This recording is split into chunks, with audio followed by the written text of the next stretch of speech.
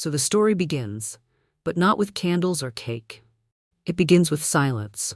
The kind that hums behind your ribs when you're standing in a room that used to feel like home, holding a box with your own birthday cake, and realizing you were never really celebrated, just tolerated. Imagine this, your 32nd birthday. You pull into your childhood driveway as dusk wraps the house in shades of blue. You carry your own cake inside. You tell yourself it's okay, that it's just another quiet night. Then the words, cold, rehearsed, you're too old to freeload. Just like that, you're not a son anymore. You're a liability. But here's the twist, the part no one saw coming. That quiet kid who always said yes, who fixed everything, who covered the bills and swallowed the pain. He doesn't beg, he doesn't break. He rewrites the story. He disconnects the electricity. He cancels the cards. He walks away, not with revenge in his pocket, but with truth on his side.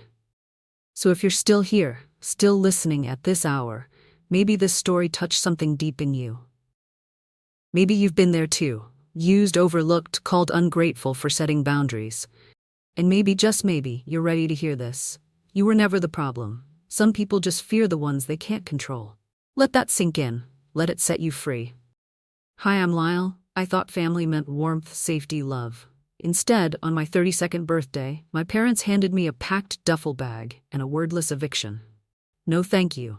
No goodbye, just a cold command. You're too old to freeload. I paid their bills. I cleared their credit cards. I kept the heat running, and somehow I was still disposable.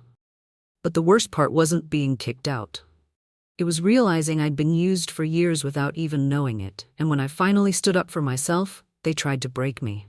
Before we dive in, what time are you hearing this? And where are you? Drop a comment below, we'd love to hear your story too. Because some storms, you don't survive, you outgrow them. I pulled into the cracked driveway, the sun already sinking behind the horizon, casting the small town of Millersburg, Oregon, in a heavy blue dusk. The air had early bite of fall, the kind that slips under your collar and makes you hunch your shoulders. I reached across the passenger seat for the small cake box. The only thing I bothered to get for myself today, $20. Vanilla. Frosting.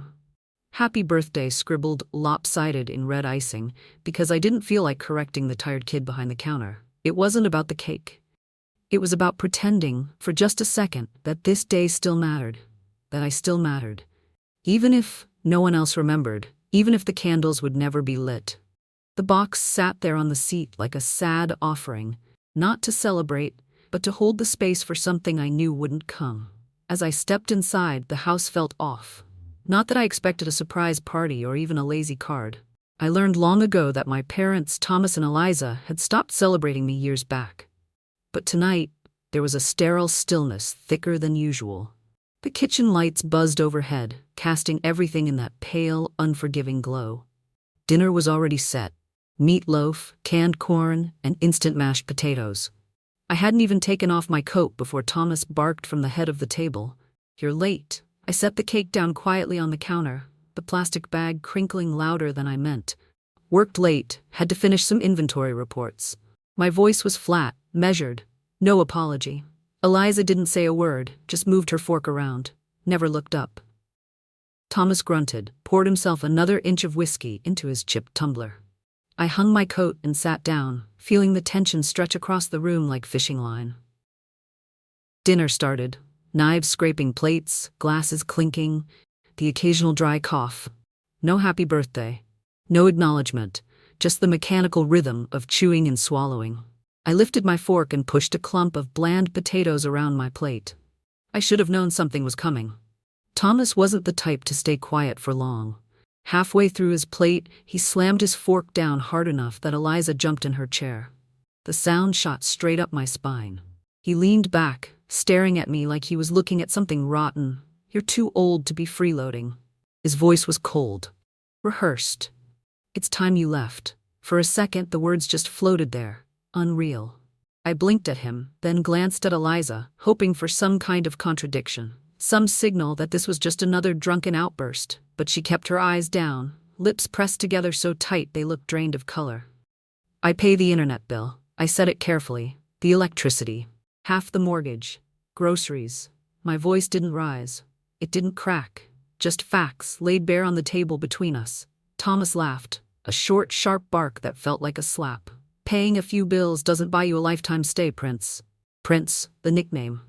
He used to call me that when I was little, crawling into his lap with skinned elbows and messy curls. Now it was twisted, weaponized. I swallowed whatever cracked inside my chest. This wasn't impulsive, it was planned. Decided. They'd waited for today of all days to drop the axe.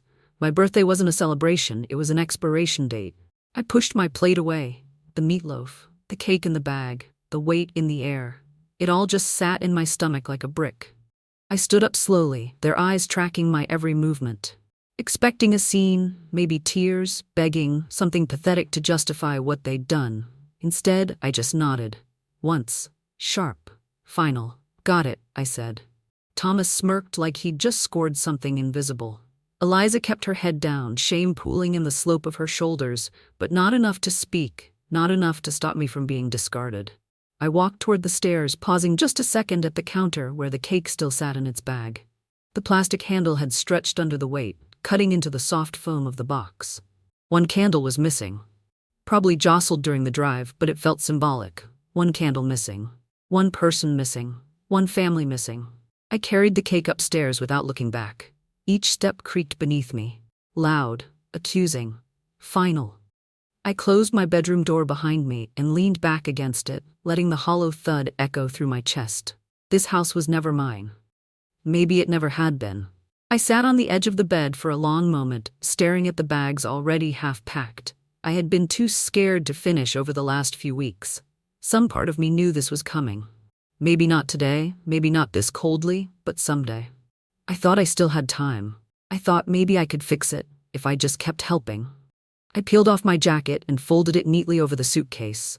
My hands were steady, mechanical, not because I wasn't hurting, but because I was done. The kind of done that doesn't come with shouting or slamming doors. The kind that wraps around your ribs and settles deep in your bones, heavy and quiet. As I moved around the room collecting a few last things, my brain began clicking through logistics like gears. Cancel autopay on the utilities, redirect my paycheck to my own account. Not the joint one my mother insisted I keep, for emergencies. Find a storage unit, figure out the rest later. They hadn't just kicked me out tonight. They erased everything I'd ever given, every sacrifice, every favor, without blinking. It was like waking up to find out you'd been living someone else's life. And suddenly, the curtain dropped. You weren't family. You were function. And now that function had expired. Outside the window, the wind picked up, shaking the last stubborn leaves off the birches lining the street. Another sign. Winter was coming fast, and I wouldn't be here when it did. As I zipped the suitcase, I caught my reflection in the mirror. Same dark blonde hair pulled into a loose bun, same tired blue eyes. But something had shifted. A line had been crossed, one I couldn't step back over, even if I wanted to. I walked back to the bed and sat down hard. The cake sat on my nightstand now, looking absurdly small. I hadn't even thought to buy candles. Not like anyone would have been here to light them. The smell of cheap frosting hung in the air, too sweet, almost sour. I stared at the box, the lonely smear of red icing visible through the plastic lid, and then, without thinking, I shoved it off the table. It landed with a soft thud, cake and cardboard crumpled against the old carpet. Happy birthday, Lyle. I sat there on the edge of the bed as silence pressed in around me like a second skin. The suitcase sat half open, wide-mouthed like it was mocking me. Outside, the wind hissed against the warped old window panes, shaking loose glass no one had ever bothered to fix. The house seemed to sigh under its own weight, under years of neglect. And suddenly, I saw it for what it really was. Not a home, but a space I'd been tolerated in, until I wasn't needed anymore. My eyes drifted toward the cake on the floor. Smashed frosting, lopsided layers. It looked ridiculous now. A child's hope, smeared across beige carpet. I tore my eyes away and stared instead at the dull gray suitcase. The worn handles slick from years of use. It wasn't just clothes packed inside. It was years of fixing their messes, patching their damage while mine was left to rot. The memories came back like a bitter tide. I remembered the time Thomas cracked a molar during one of his weekend benders. He couldn't afford the dental bill.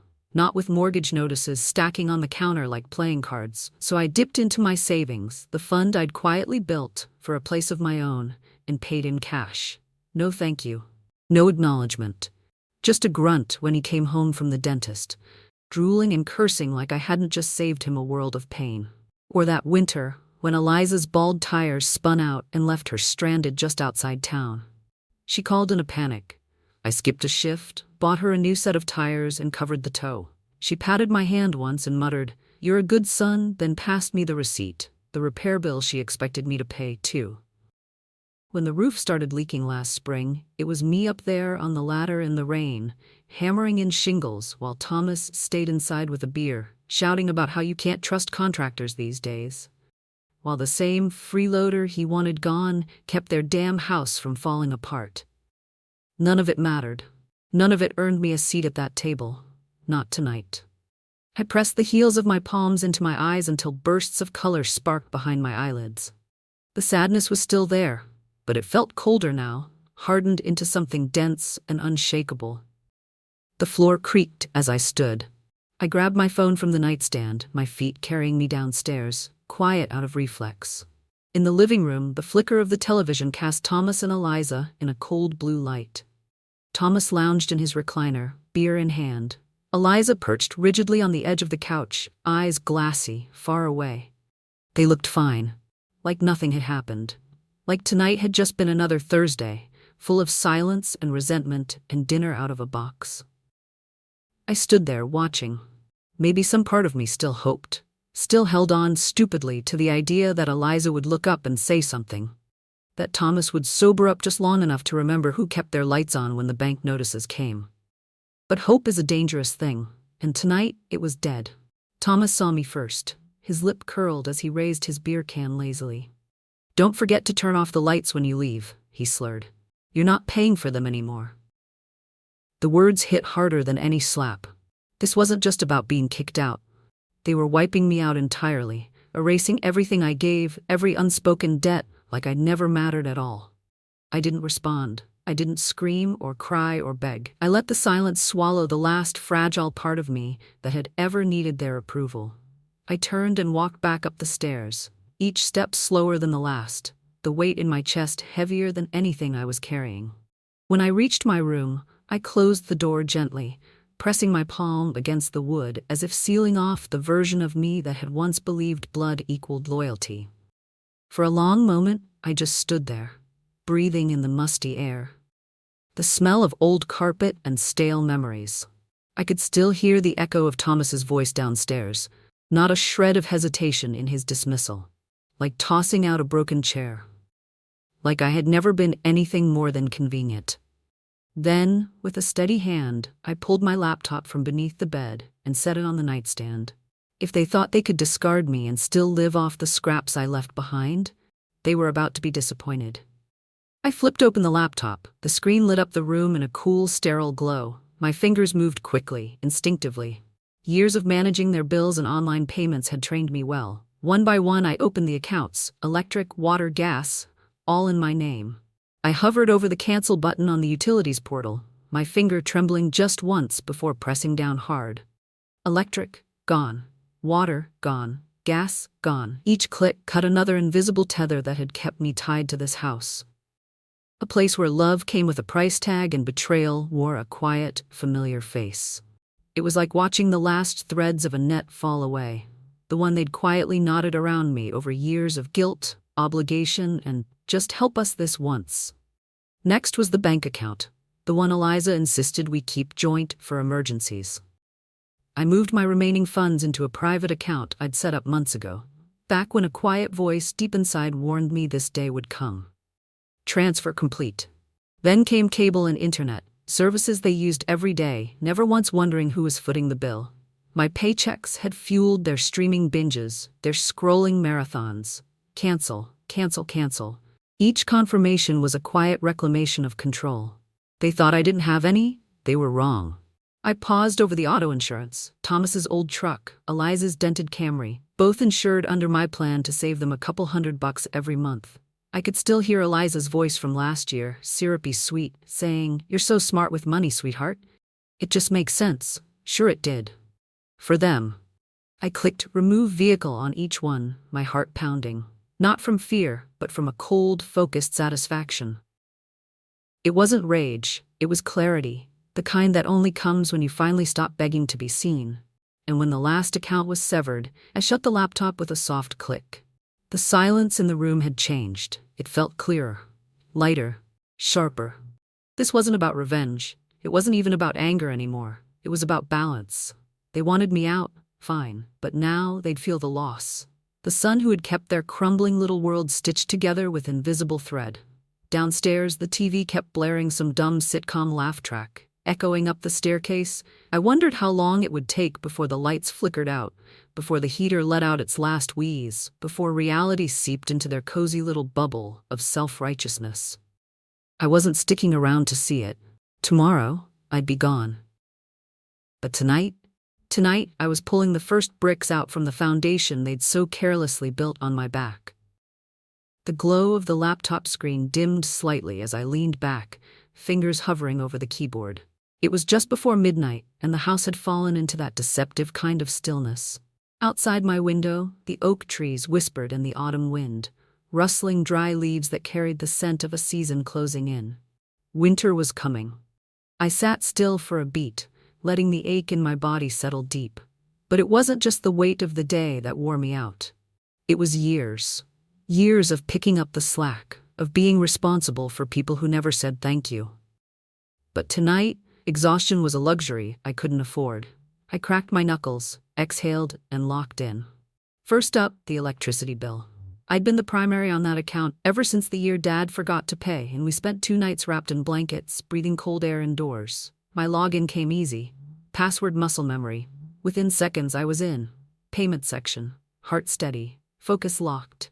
Remove payment method. A confirmation box flashed across the screen. I clicked submit. No hesitation. Next. Water.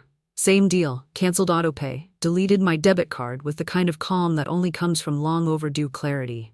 I wasn't just walking away, I was removing myself, vein by vein, from the body of this house. Netflix was next. I almost laughed when I saw the profile names. Dad, Mom, even one labeled Family Movie Night. A joke. We hadn't sat down together in almost 10 years. Delete account. Internet service? Gone. Cell phone add-ons? Wiped. My Amazon Prime?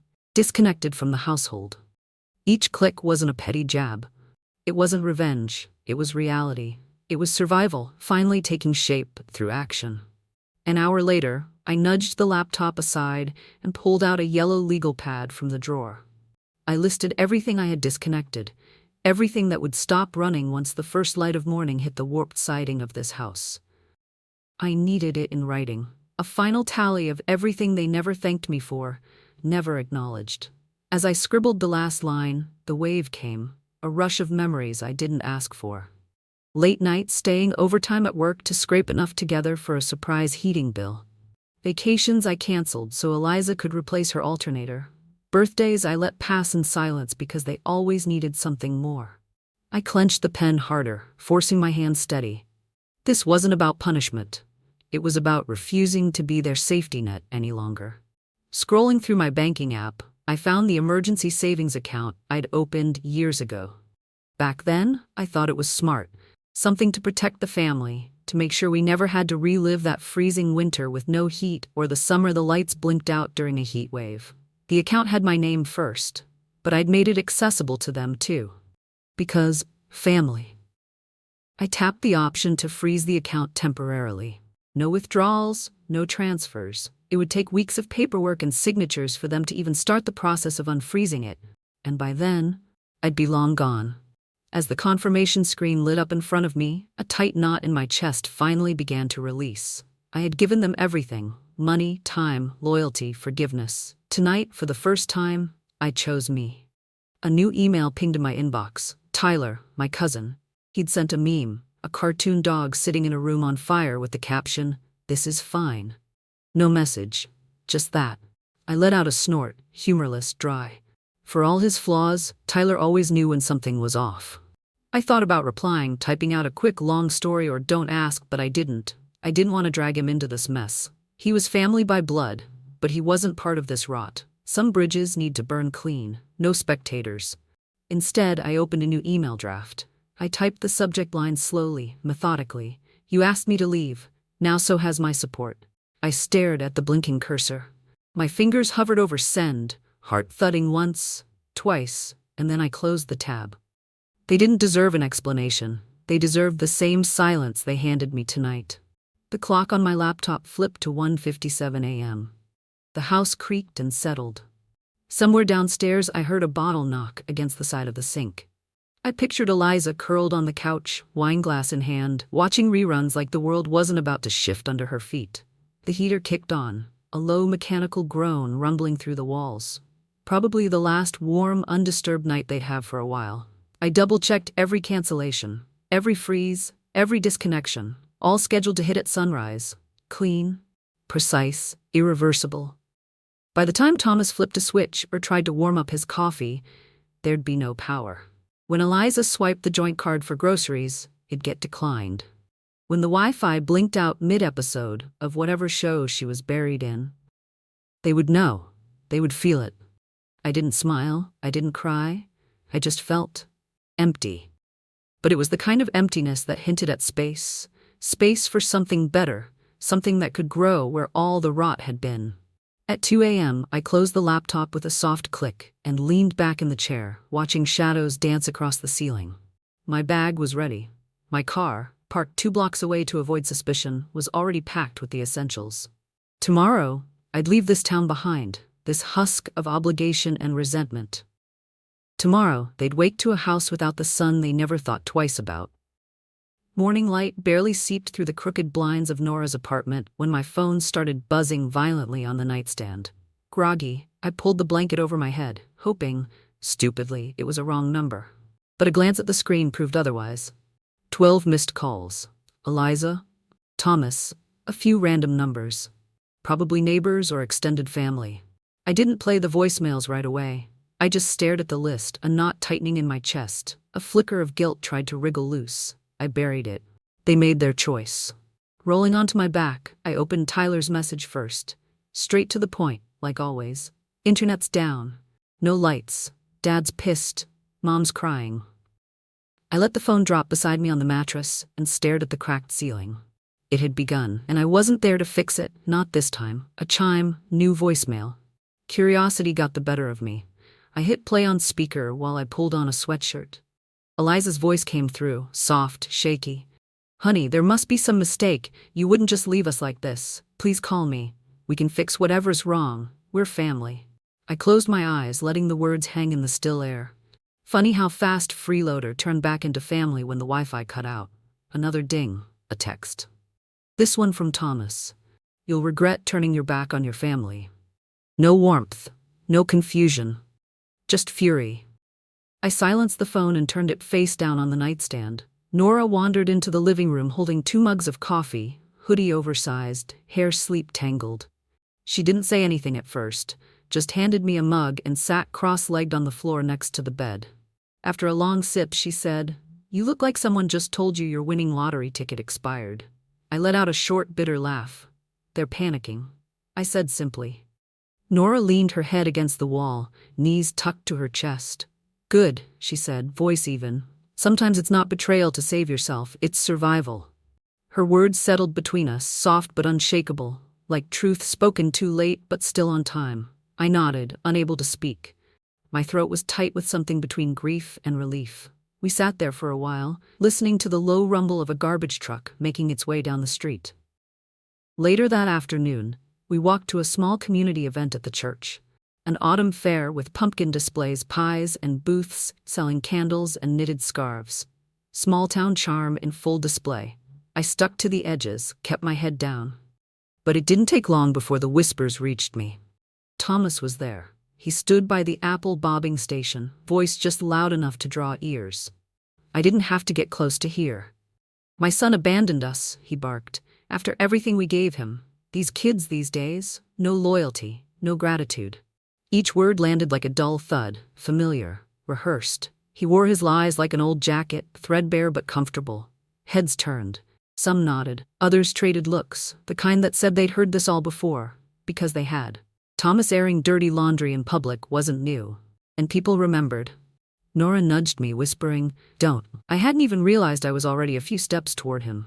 I stopped, took a breath, let him rant, let him play the victim. For years, I would have defended myself, pleaded for someone to see my side. But now, I saw clearly. His shouting wasn't power. It was desperation. I didn't owe him a stage. Instead, I drifted past the booths, letting conversation snippets drift toward me. Didn't their kid pay their bills for years? Wasn't he the one who stayed when his mom got sick? Strange. Now he's suddenly the bad guy. Their voices were low but sharp, like tiny truths cutting through the fog. And for the first time in a long time, I didn't feel crazy. I felt seen. The tide was turning. Slowly. Quietly. But it was shifting. Like a current, just beginning to tug at the lies they'd stacked for years. Thomas and Eliza could keep spinning their story, but people were starting to see the cracks. And this town, it had a long memory. That evening, back at Nora's, I scrolled through updates. Friends had sent photos, the house porch light off, newspapers piling up on the steps. Someone said Thomas had screamed at the electric company rep in front of half the neighborhood. There was no satisfaction in their fall. Only silence. I didn't need revenge. I needed peace. And this was the sound of letting go. They weren't ashamed of how they treated me. They were ashamed they couldn't hide it anymore. The sun dipped behind the rooftops, casting deep purple streaks across the quiet streets. I stood by Nora's window, watching the town settle for the night. Somewhere out there was the house that drained years of love and patience from me. It flickered into darkness. And I didn't move to save it. The house slipped into night, and so did something inside me. But as the darkness stretched into morning, life outside kept moving. People left for work, dogs barked, kids laughed and chased each other at the bus stop. Stop. Life didn't pause just because mine had been cracked open. 3 days passed in a haze, trying to stitch together something like a new normal. I buried myself in motion, sorting through documents scattered across Nora's kitchen table, scrubbing our shared bathroom top to bottom, tweaking my resume for the 100th time. Anything to stay busy. Anything to keep from thinking about them. But the mind doesn't care what you want. It was mid-morning when my phone buzzed again, that too familiar vibration that sent my chest tightening and heart jumping behind my ribs. I almost ignored it. Almost. The message was from Eliza. "After everything we did for you, this is how you repay us? Your father's health is failing. He hasn't eaten in 2 days." I stood in the middle of Nora's living room, phone cold and heavy in my hand, my stomach twisting hard. My fingers curled slightly, gripping the device like it might bite. My pulse throbbed in my ears, each word of the message sinking in like needles. The guilt hit fast, sharp, precise, like it had been crouching just under the surface, waiting. I sank into the worn couch, rereading her words until they bled together. Images started flashing in my mind. Uninvited. Birthdays with handmade cakes, late-night laughs in the living room, burnt Thanksgiving turkeys we pretended to enjoy. Childhood snapshots that didn't match the people they'd become, but still burned with something real. Memory blurred with emotion. Nostalgia wrapping itself around my ribs like a vice. Was I rewriting the past, or just mourning it? What if they were suffering? What if I was punishing them too hard? The guilt dug in deeper as the day dragged on. Eliza's text was just the start. Then came the calls, from relatives I hadn't heard from in years. Suddenly, everyone had something to say. "You know your father's heart isn't strong," Aunt Marcy's voice crooned through a voicemail. "Families argue, sure, but cutting them off completely? That's cruel. Think about your mother," Uncle Phil texted. "She's fragile. This could kill her." Each message was a hammer blow, driving fresh cracks into what little resolve I had left. I felt myself splintering, not because I believed them, but because part of me still wanted to. Still wanted to believe I wasn't wrong for needing space, for choosing myself. Maybe they were right. Maybe I was the villain here. Maybe... Another buzz. A text from Tyler, short, brutal. "Dad told Mom to fake chest pains next if guilt tripping doesn't work." I stared at the screen, the weight of that one line slamming the air right out of my lungs. And in that silence, everything snapped back into focus, cold, clear, unforgiving. So that was the plan. Not reconciliation, not reflection, not remorse, just another scam, another manipulation. They didn't miss me. They missed what I could do for them. Numb, I tossed the phone onto the coffee table and folded into myself on the couch. The sun shifted slowly across the floor, tracing warm golden bands over Nora's second-hand rug. I didn't move. I let the weight settle. The years of overextending, the sacrifices, the hope that if I just kept giving, I'd finally be accepted. That I'd finally belong. But that hope was gone now. This wasn't sadness anymore. It was something colder, cleaner, sharper. It didn't sting. It didn't burn. It sliced, clean and quiet, like truth you'd tried to ignore for too long, finally standing in front of you, unblinking. I didn't stir until Nora came home from her shift, her sneakers squeaking against the hardwood. "You okay?" she asked, setting her bag down. I nodded once, slowly. Because I finally was. When she disappeared into the kitchen, I picked up my phone. I opened my contacts and scrolled through them. Thomas, Eliza, Aunt Marcy, Uncle Phil, all the cousins and distant relatives who had found time to scold, but never once asked if I was okay. One by one I deleted them. No rush, no tears, just gone. Every name deleted felt like pulling out an old thorn. Dull at first, then achingly clean. It wasn't about forgetting. It was about refusing to carry what had never carried me. When I finished, I opened my phone settings and blocked every number connected to that house, to that life, to that hollow idea of family I had chased for far too long.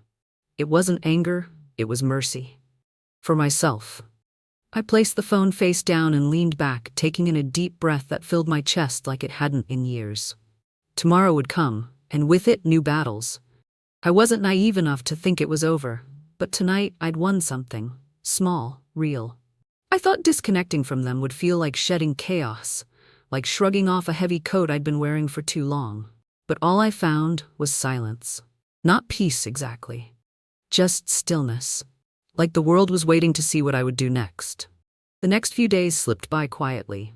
I helped Nora reorganize her apartment, applied for jobs in nearby towns, even cooked dinner for us a few times. Small, simple things, acts of reclamation.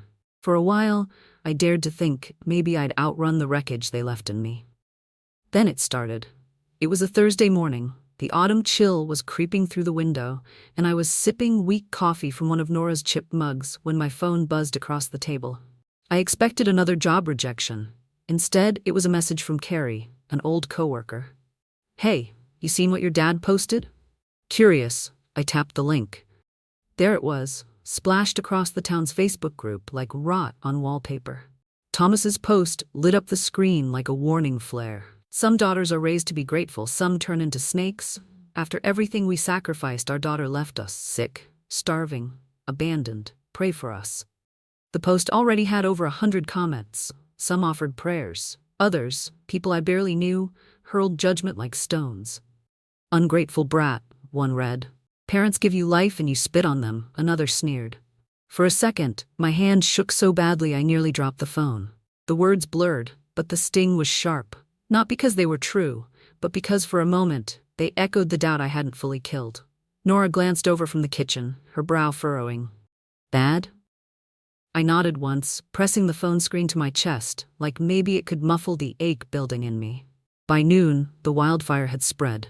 My inbox flooded with screenshots, from friends who still cared enough to send warnings. Neighbors, distant cousins, even old teachers, all weighing in. I always thought there was something off about that girl.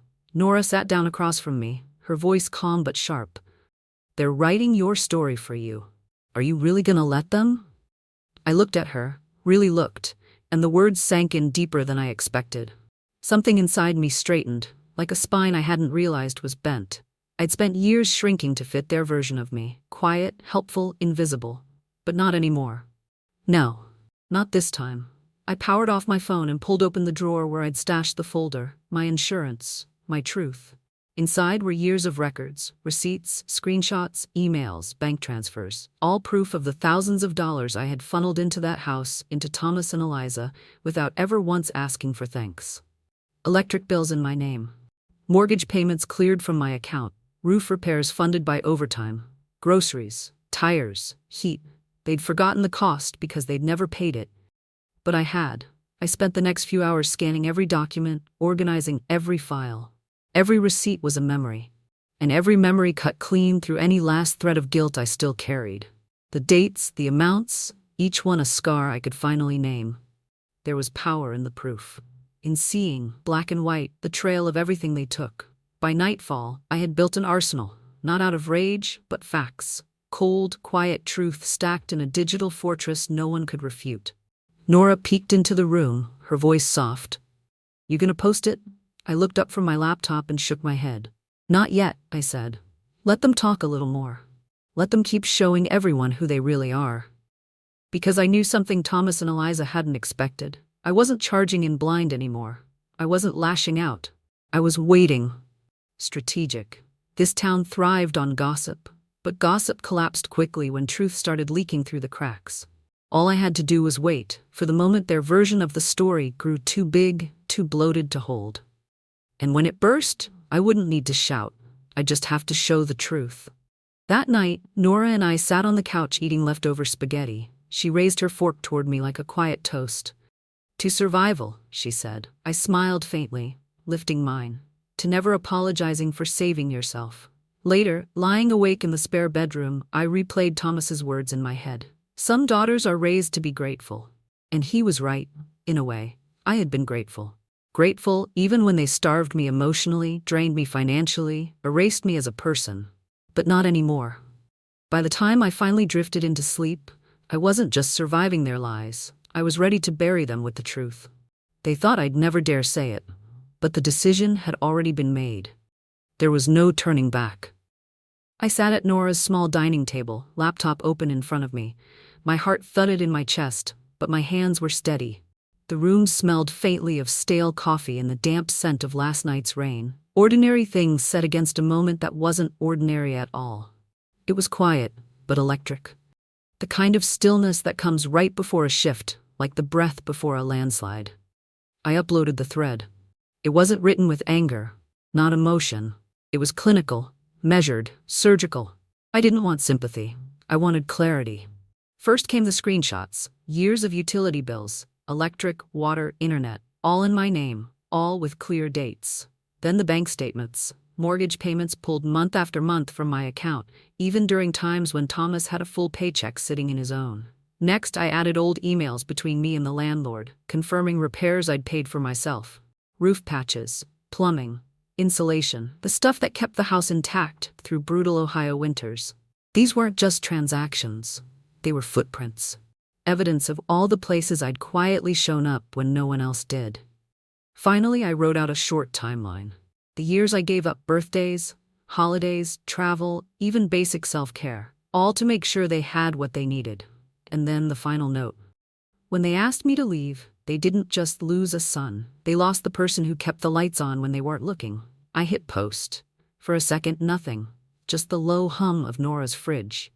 Then my phone buzzed. Slow at first, a few likes, a handful of comments. Then messages, from people I hadn't heard from in years. "I always wondered why you stayed so long." Then the dam broke. Dozens of shares, hundreds of comments, neighbors, teachers, people I could barely place. One neighbor posted, "I remember seeing him shoveling their driveway alone when he was 16. His parents were yelling from the porch." Another added, "Thomas used to brag at the diner that he hadn't paid a cent in bills since his kid got a job." Finally, it surfaced. Turned out, people had seen more than they ever let on. They just hadn't said anything, not until someone finally named the truth out loud. Meanwhile, Thomas and Eliza panicked. Thomas tried the first move. He fired back with a brittle, furious post. "We all have misunderstandings in families. My son exaggerates things for sympathy. Sad, really." It backfired instantly. The comments lit up. "Funny how you never posted about him paying your bills. Until now," one person wrote. "You don't look too sick cashing his checks," another added, brutal in its honesty. Then Eliza switched tactics. Pity. Voicemail after voicemail hit my inbox. "Sweetheart, please. Your father isn't well. I didn't know he was going to post that. This is all just a huge misunderstanding. Please take it down before people think badly of us." There was a time her voice like that would have gutted me, but not anymore. Because I finally understood. It wasn't about guilt. It wasn't even about love. It was about image. Reputation. That afternoon, Nora and I walked to the fall festival in the town square. The crisp air smelled like caramel and hay. Kids shrieked from bounce houses, and the old brass band tuned up near the courthouse steps. The second I arrived, I felt it. The shift. People were watching. But it wasn't judgment this time. It was recognition.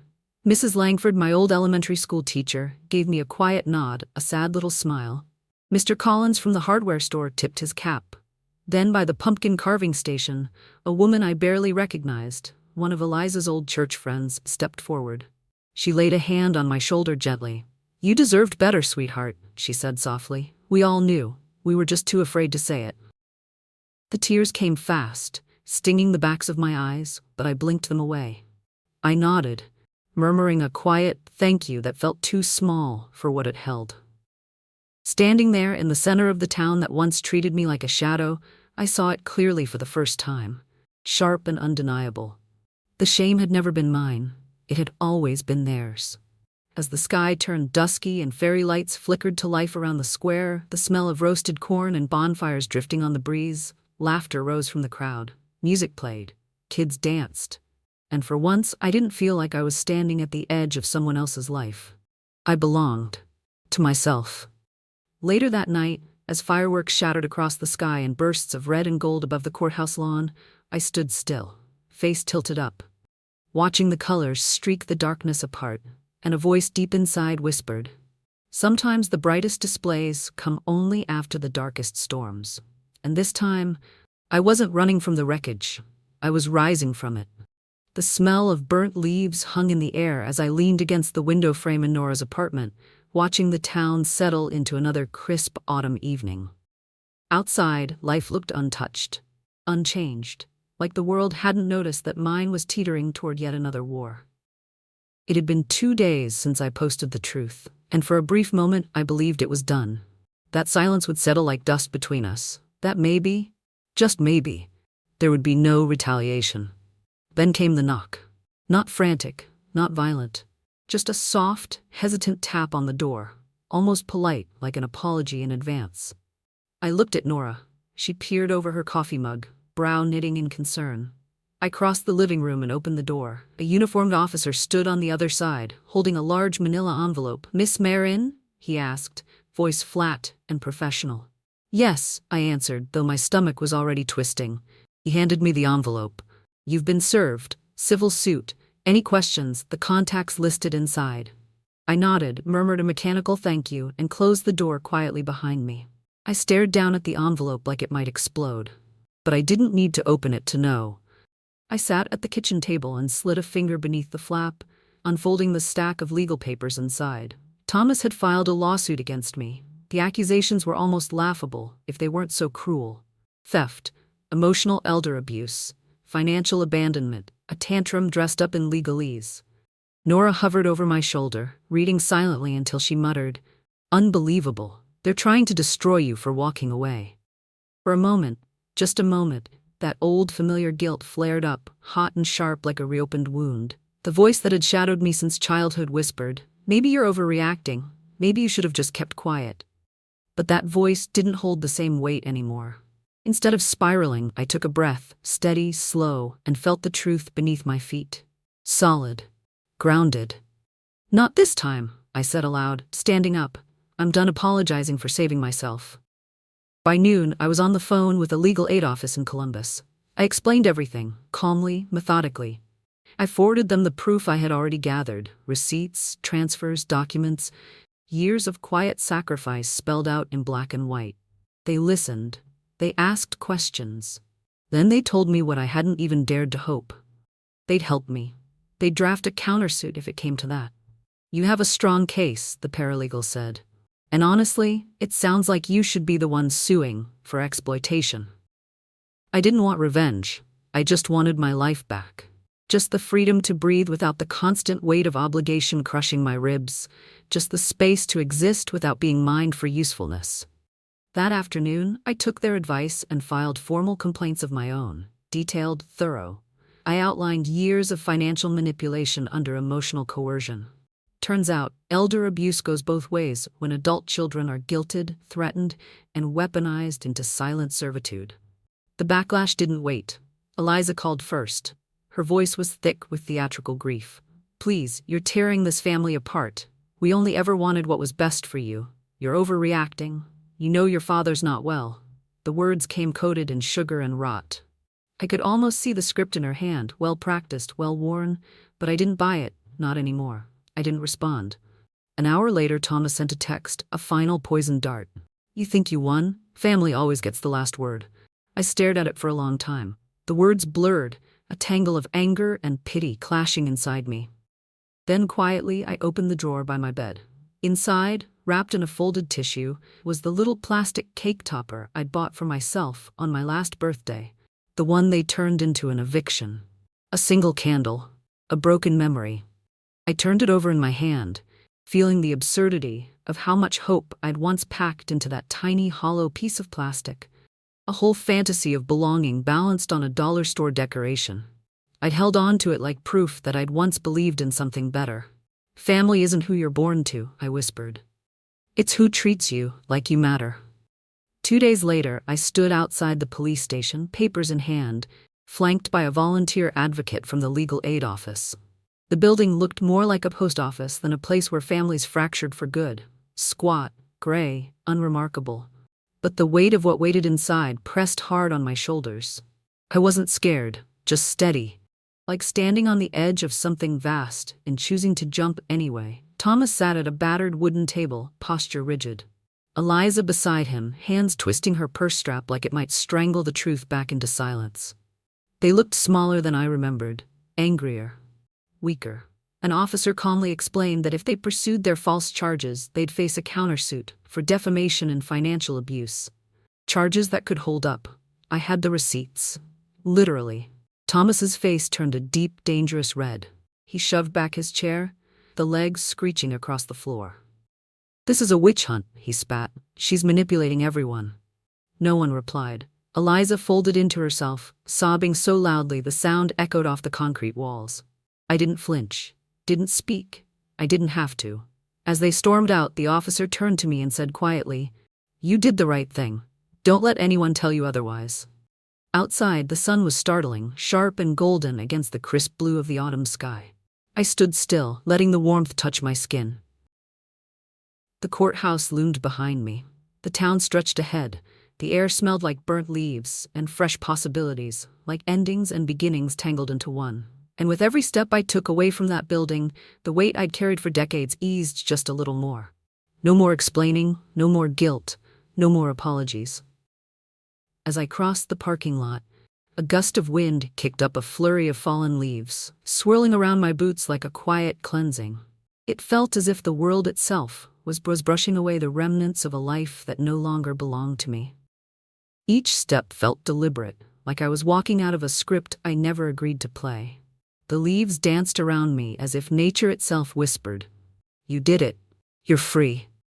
In the rearview mirror, the courthouse shrank until it disappeared altogether. I turned onto the main road, windows down, letting the crisp autumn air rush through the car like a baptism. For the first time in longer than I wanted to admit, my chest wasn't heavy. No phone vibrating with guilt-laced voicemails. No texts demanding I explain myself. No more stitching together a family that never really wanted me in it. I was free. And freedom, I realized, was quieter than I thought it would be. Not loud, not triumphant, just steady. Like the silence after a storm when you finally understand what safety sounds like. I spent the next few days at Nora's apartment, easing into the rhythm of ordinary life, making coffee, folding laundry, walking to the corner store for milk. Mundane things. But they felt new, untouched, done without fear of interruption, without someone reminding me I owed them for my existence. It felt strange, it felt sacred. One morning, sitting at the tiny kitchen table with my laptop open, I came across a listing. A small rental downtown. Nothing flashy. A brick building with creaky floors and drafty windows. But it was mine if I wanted it. And for once, I did. By noon, the lease was signed. I didn't tell anyone except Nora. She smiled and handed me a chipped coffee mug to toast. To new beginnings, she said simply. To finally choosing myself, I added. And in that quiet toast, something settled in my bones. Not just relief, belonging. The kind you create, not wait for. The next few weeks passed in a soft golden blur. I bought secondhand furniture, piece by piece. A sun-faded couch, a wobbly kitchen table someone else had once loved. I painted the walls pale blue, the color of calm skies and deep breaths. At night, I sat near the living room window, watching the town lights blink on like scattered stars. And somewhere between one breath and the next, I realized the silence didn't scare me anymore. It didn't feel empty. It felt earned. One Saturday, while unpacking the final box, I found it. Tucked at the very bottom, wrapped in old newspaper. The tiny plastic cake topper. The one from the birthday that ended everything. I held it in my palm for a long moment, the late afternoon sun glinting off its bent, cheap edges. And it didn't hurt. It didn't ache like it used to. It wasn't a reminder of what I lost. It was proof of what I survived. I placed it on a shelf above my desk. A small, private trophy. Not to honor the people who broke me, but to honor the boy who refused to let it destroy him.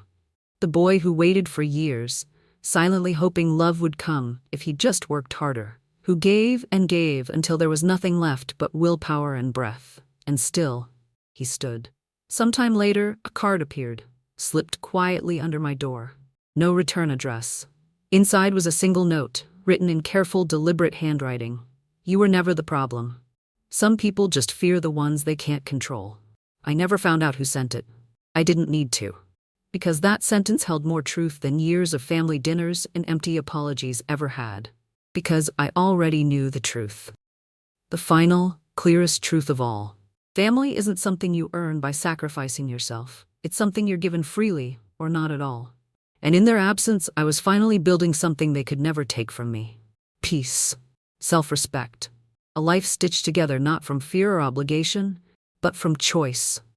A life where love isn't leveraged, where silence isn't survival, where I don't have to prove my worth just to exist. That night I sat by my window, city lights blinking gently below, and smiled, quietly, to myself. And then I whispered the words I had waited my whole life to believe. I am enough. Sometimes, walking away from the people who raised you is the only way to become who you were always meant to be. Blood might tie us together, but respect, trust, and kindness, those are what make a real family. Have you ever had to choose yourself, even when it meant losing everything you thought you needed? So the story is over, and our wonderful friends, are you still here at this hour? If you are, then maybe, just maybe, something about this journey reached inside and touched a quiet part of you. If you've stayed until now, it means this wasn't just a story. It meant something. And that means you matter too. This isn't just about walking away from a toxic family. It's about reclaiming your right to peace. It's about finally putting yourself first in a world that taught you self-sacrifice equals love. But here's the truth. You don't owe anyone your suffering. As the story of Lyle shows us, healing doesn't always look like forgiveness. Sometimes it looks like boundaries. Sometimes it's silence instead of explanation. And sometimes it's having the courage to say, that was enough, and start again. Not as a victim, but as a survivor. As writer Naira Waheed once said, you do not have to be a fire for every mountain you face, you can be a light instead. That light is your choice, your clarity, your peace. And to those of you still wrestling with guilt, still questioning your worth because of how someone else defined love, you are not broken. You were just conditioned to believe pain was proof of care. So wherever you are, and whatever time it is, take this as your permission to let go of the weight that was never yours to carry. You are enough just as you are. Now, if this story touched something in you, even a little, like, share, and subscribe to the channel. Let's keep building a space where every voice matters and no one has to heal alone. Your story is not over. In fact, it might just be beginning. Stay strong, stay true, and always choose yourself.